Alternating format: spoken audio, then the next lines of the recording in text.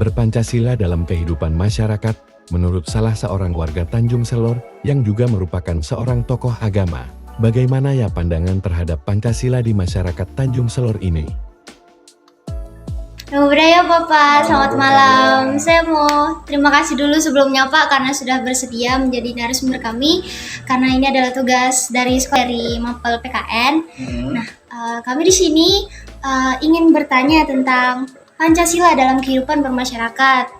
Sehubungan Bapak adalah tokoh agama, yaitu tokoh agama Buddha. Nah, izinkan saya memberikan pertanyaan yang pertama Pak, yaitu terkait dengan Pancasila. Menurut Bapak pribadi, Pancasila itu apa sih? Dan apakah masyarakat di daerah kita, terkhususnya di Tanjung Selor ini, sudah mengamalkan Pancasila dalam kehidupannya sehari-hari?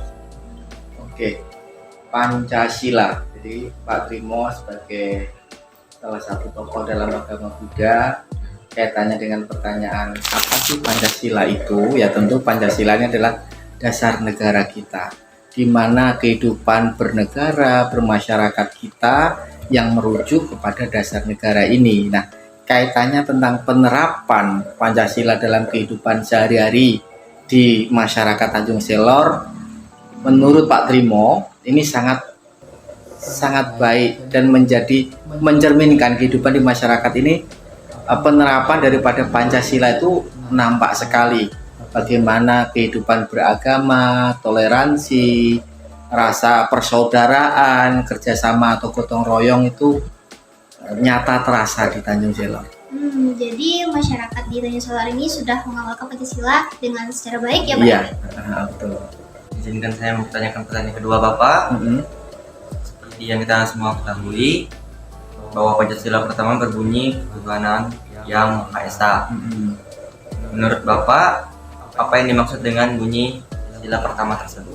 Ketuhanan yang Maha Esa, bahwa sejauh pemahaman Bapak ya, bahwa setiap masyarakat, setiap penduduk ini harus memiliki keyakinan, meyakini ketuhanan.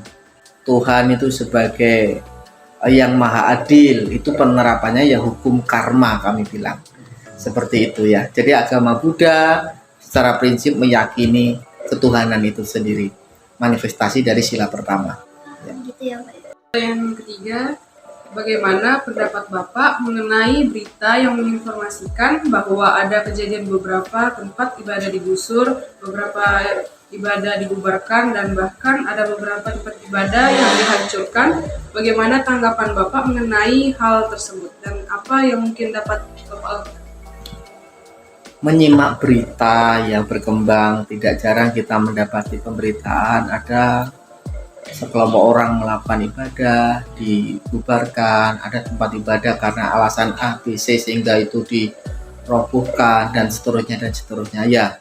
Sesungguhnya sifat-sifat yang demikian itu tidak mencerminkan toleransi itu sendiri sebenarnya. Memang kalau kita selalu menggunakan pendekatan aturannya begini, aturannya begitu ya, tentu tidak ada yang sempurna. Sehingga harusnya toleransi itu tetap dijaga, mencoba untuk mencari satu solusi, mencari satu jalan tengah sebenarnya. Jadi apa yang diberitakan, kasus-kasus yang terjadi itu ya tentu kita menyayangkan.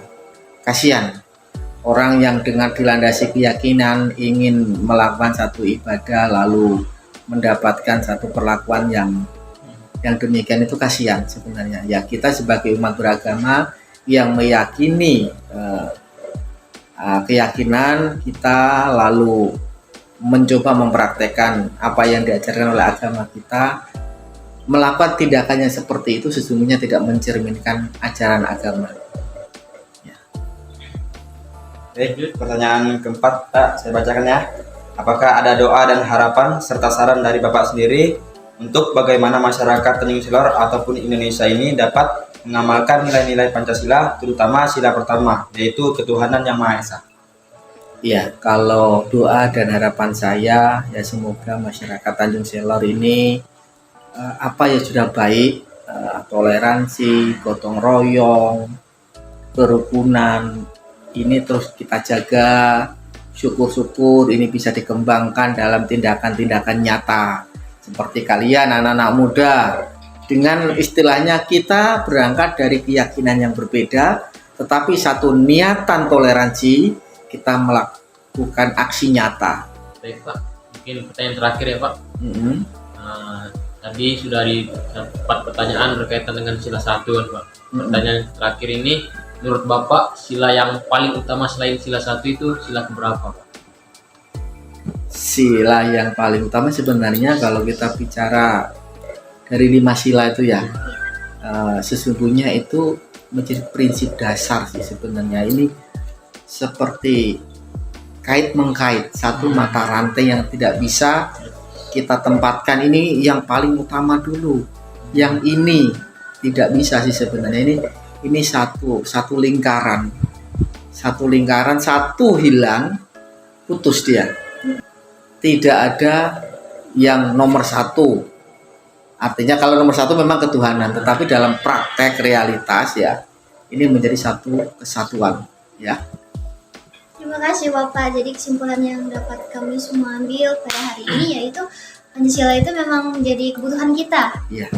menjadi sangat penting bagi kehidupan kita sehari-hari, apalagi kita kan berada di negara Indonesia. Terus harus kita amalkan setiap hari, kita lakukan setiap hari. Kemudian sikap toleransi juga harus ada di antara kita semua, apalagi kita kan berhidup di masyarakat yang lingkungannya itu berbeda-beda agamanya, suku dan bangsanya. Iya. Baik, sekian saja wawancara dari kami. Terima kasih Bapak atas ketersediaannya. Terima Terima kasih kasih. atas kalian ya.